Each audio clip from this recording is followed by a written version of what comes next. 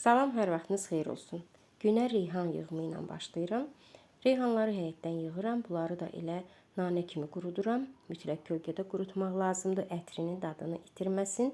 Qışda suplarda və yaxud dolmalarda istifadə edirəm. Və gedirəm evə peçeni hazırlamağa. Yayın ən dadlı şirniyyatlarından biri də peçenidir.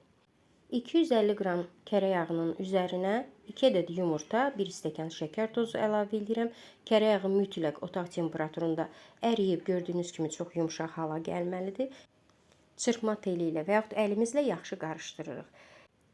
10 qram qabartma tozu, 1 çay qaşığı vanil, 380 qram un əlavə edib yaxşı xəmir yoğururuq. Xəmir çox bərk olmamalıdır. Çalışın unu az əlavə eləyin. 1-2 xörək qaşığı artıq un əlavə oluna bilər. Və 100 qram damla şokoladdan istifadə edirəm. Görürsünüz, burada mən 2 xörək qaşığı un əlavə edirəm. Yağ çox yağlı idi. Ona görə xəmiri bir yerə toparlamaq lazımdır. Amma diqqət eləyin, xəmir bu yumşaqlıqda olmalıdır.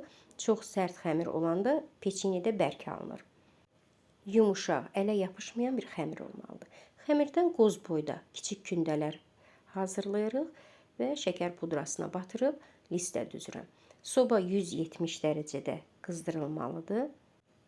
Peçeninin üzərinə şəkər tozu da olar və yaxud heç nə vurmaya da bilərsiniz.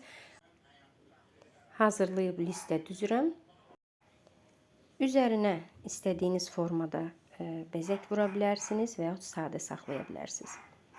O qədər dadlı peçenidir ki, elə qaşıqla da götürüb listə düzsəz öz dadını, ətrini itirmir.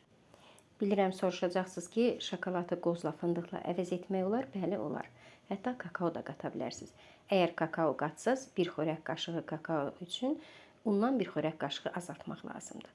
Artıq peçenilərimiz hazırdır. 170 dərəcədə 10-15 dəqiqə bişir. Hazırlayan hər kəsə nuş olsun. Kanalı izləməyi unutmayın. Sağ olun, sağlıqla qalın.